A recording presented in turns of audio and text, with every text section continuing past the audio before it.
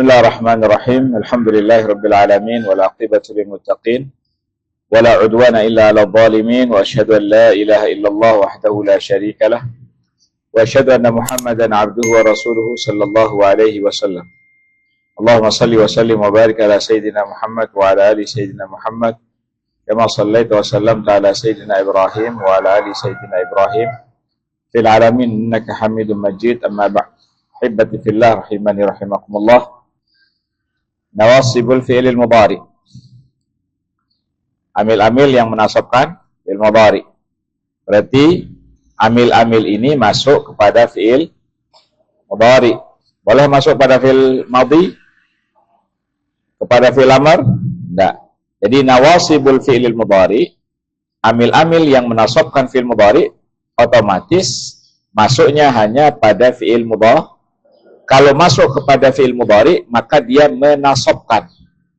Dia menasabkan fi'il mudhari. Dia menasabkan fi'il mudhari. Kemudian amil nasab terbagi menjadi dua bagian. Saya murajaah, saya ulang apa yang sudah kita bahas kemarin. Yang pertama, dia menasabkan fi'il mudhari secara langsung tanpa perantara, yaitu an, lan, idan, kai. Nah, yang empat ini dia menasabkan fi'il mudhari secara langsung. Misalkan, uridu an adhaba. Adhaba fi'ilun mudhari mansub oleh an. Paham?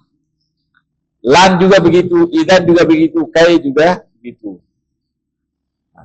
Kemudian yang kedua, amil-amil yang menasabkan fi'il mudhari dengan perantaraan yang tersembunyi. Jadi bukan dia yang menasabkan, tapi ada an yang tersembunyi. Nah, misalkan hatta yarji'a.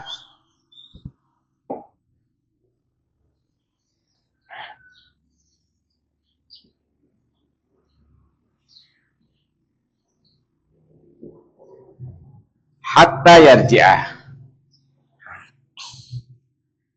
Hatta ini salah satu amil nasab yang menasabkan fi'il mudhari melalui perantara an. Al-mudmarah, an yang tersembunyi. Nah, jadi yarji'a fi'lun mudhari mansubun. Yarji'a ini fi'il mudhari yang siapa yang menasabkan yarji'a? Bi'an mudmarat. Bi'an mudmaratin. Dia masuk oleh an yang tersembunyi. Nah, jadi bukan hatta, ba'da hatta yang terletak setelah hat. Nah, jadi i'rabnya yarji'a fi'lun mudhari mansubun. Oleh apa? Bi'an mudmaratan.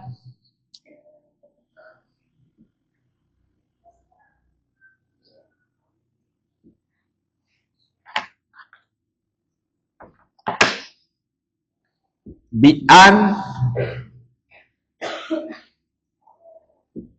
mudmaratan. Oleh an mudmarah. Oleh an yang tersembunyi. Ba'da hatta yang terletak setelah hatta. Paham? Berarti hatta, lamu kai, lamul juhud, alfa wal waw wa au, ini dia menasabkan fi'il mudhari dengan an mudmaratan yang terletak setelahnya. Misalkan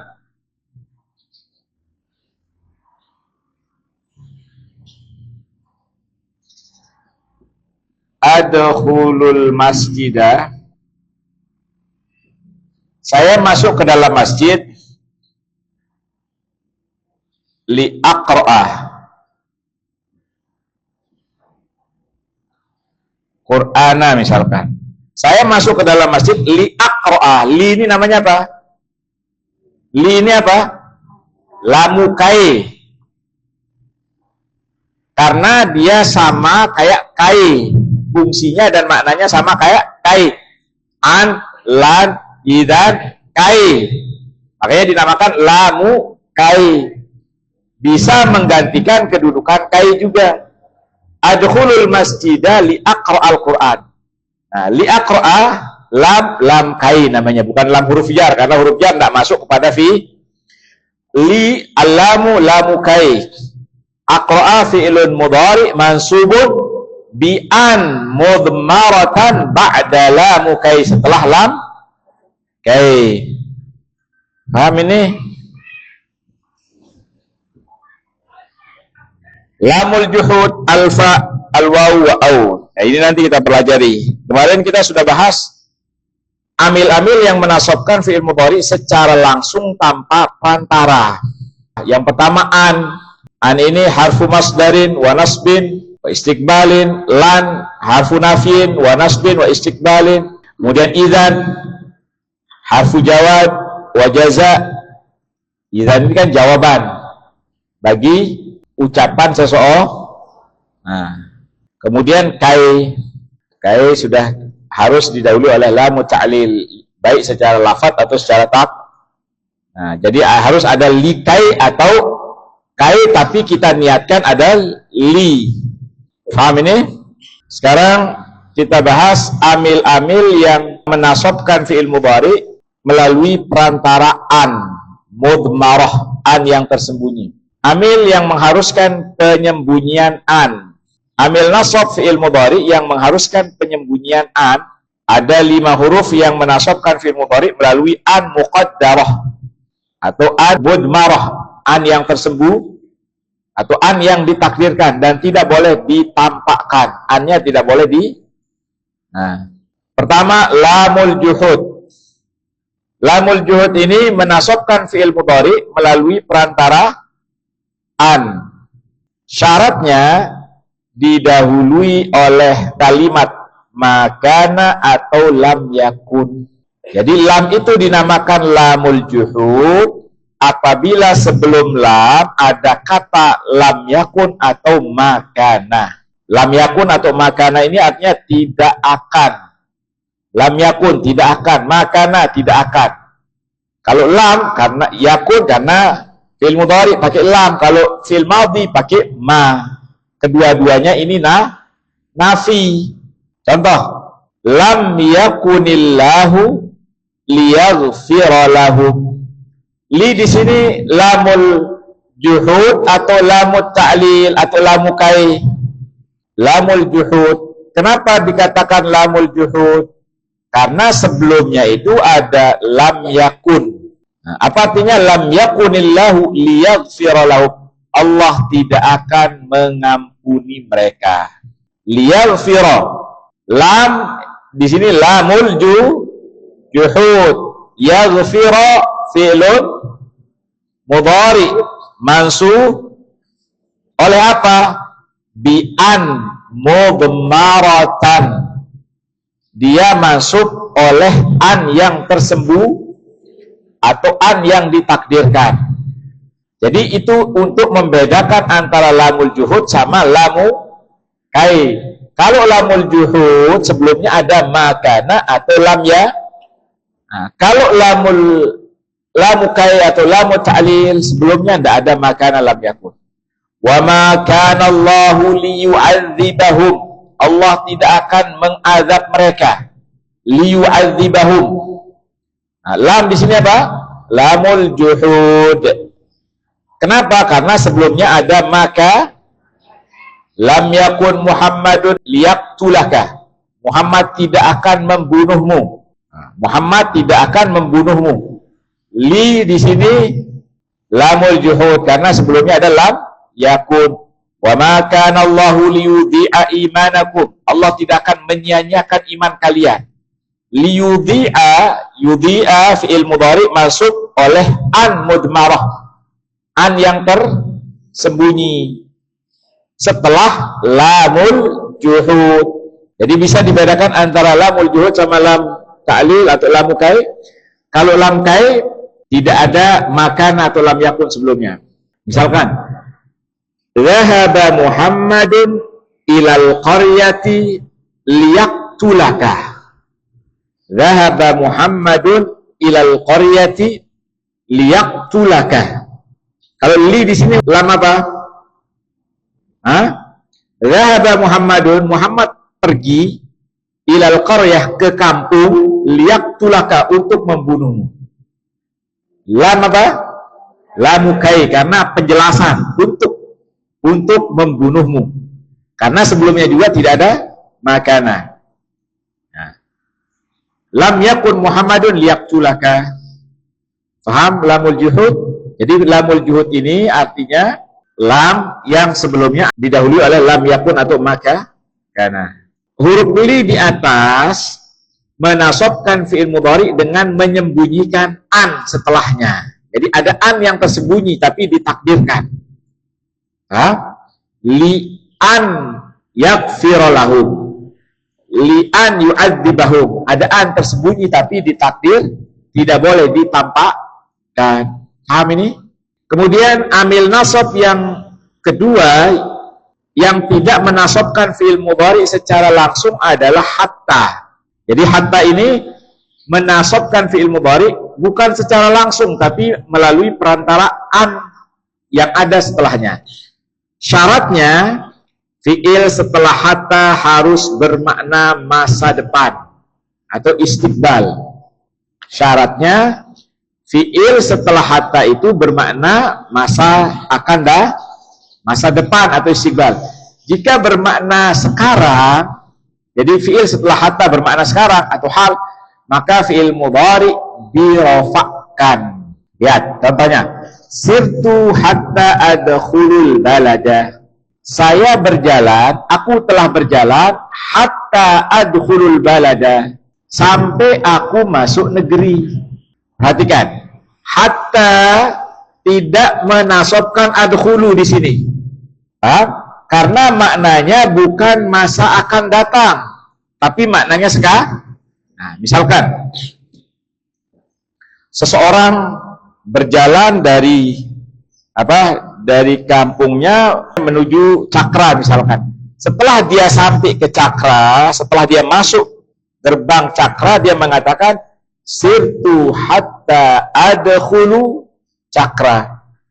Jadi dia berbicara karena dalam kondisi sekarang baru masuk. Paham ini? Saya berjalan sampai saya memasuki Cakra. Berarti dia menceritakan sekarang. Maka hatta di sini tidak menasobkan fi'il mudhari karena fi'il mudhari setelahnya itu bukan bermakna masa akan datang, tapi bermakna sekarang. Nah, tapi kalau contoh yang kedua, makna hal, jadi maka fi'il tidak dinasobkan. Contoh yang kedua, aslamtu hatta adkhulal jannata. Aku masuk Islam agar aku masuk surga. Jadi kita masuk Islam sekarang, kemudian beramal soleh. Apakah langsung kita masuk surga? Ya nanti. Paham? Masa yang akan datang setelah kemati. Tidak begitu masuk Islam langsung masuk surga, berarti mati. Nah, nanti masuk surganya nanti. Aslamtu, saya masuk Islam hatta adkhulal jannah, agar saya masuk surga nanti. Makna adkhula di sini fi'il adkhula adalah istiqbal, masa yang akan datang, maka fi'il dinasobkan. Paham kira-kira? Nah, misalkan dakhaltul fasla hatta ajlisa alal kursi. Hatta ajlisa apa hatta ajlisu? Apa? Hatta ajlisa apa hatta ajlisu? Hatta ajlisu, karena sekarang ini saya bercerita saya masuk ke kelas sehingga saya duduk di atas kursi, atau sampai saya duduk di atas kursi. Sudah terjadi sekarang apa belum? Itu bedanya. Jadi kalau setelah hatta itu bermakna sekarang, sedang dikerjakan sekarang, berarti dia rofa hatta adkhulu. Kalau dia masuk surganya nanti, berarti hatta adkhulu, sampai atau agar aku masuk surga. Ya, paham ini? Makna hatta maknanya adalah dua. Al-ghayah, makna hatta. Apa arti hatta al-ghayah? Makna hatta yang pertama al-ghayah, menunjukkan batas. Menunjukkan batas. Contoh, wa'bud rabbaka hatta ya'tiyakal yaqin. Sembahlah Tuhanmu sampai datang kepadamu kematian. Berarti menunjukkan batas. Batasnya adalah menyembah Tuhan itu adalah batasnya kematian. Wa'bud rabbaka, sembahlah Tuhanmu hatta, sampai, berarti batasnya hatta ya'tiyakal yakin. Jadi goyah, tujuan akhir, sudah terakhir. Kemudian hatta bermakna ta'lil. Kalau hatta yang bermakna ta'lil itu adalah menunjukkan sebab atau tujuan. Aslam tu, contohnya aslam tu hatta adkhulal jannah. Aku masuk Islam, tujuannya adalah agar aku masuk surga. Dan boleh diganti oleh kai hatta adkhulal jannah atau kai adkhulal jannah. Jadi hatta kadang bermakna goyah, yaitu menunjukkan batas. Misalkan saya akan beribadah kepada Allah sampai saya mati. Berarti hatta di sini bermakna tujuan akhir, menunjukkan batas. Tapi kalau yang menunjukkan sebab atau tujuan, contohnya aslam tu hatta adkhulal jannah, aku masuk Islam agar masuk surga, dia boleh digantikan oleh kai. Belajar, insyaallah paham. Kemudian yang ketiga, yang menasabkan fi'il mudhari melalui perantara an yang berada setelahnya. Sebelum kita lanjutkan yang tiga, kira-kira ini paham enggak? Jadi amil yang menasabkan yang kedua adalah yang menasabkan fi'il mudhari melalui perantara an yang berada setelah. Yang kita bahas pertama adalah lamul juhud. Dari mana membedakan antara lamul juhud dengan lamu kai? Lamu kai tidak ada makana dalam yakun sebelumnya. Kemudian kalau lamul juhud ada makana lam yakun sebelumnya. Kemudian yang kedua hatta. Hatta menasabkan fi'il mudhari dengan syarat fi'il yang terletak setelah hatta harus bermakna istiqbal, bukan bermakna sekarang. Contohnya sirtu hatta adkhulul balada. Tapi kalau misalkan dia berjalan sekarang, belum sampai ke cakra, dia masih ke gerung, sampai di gerung. Sirtu hatta adkhulu cakra apa adkhula cakra? Adkhula, karena dia menceritakan yang akan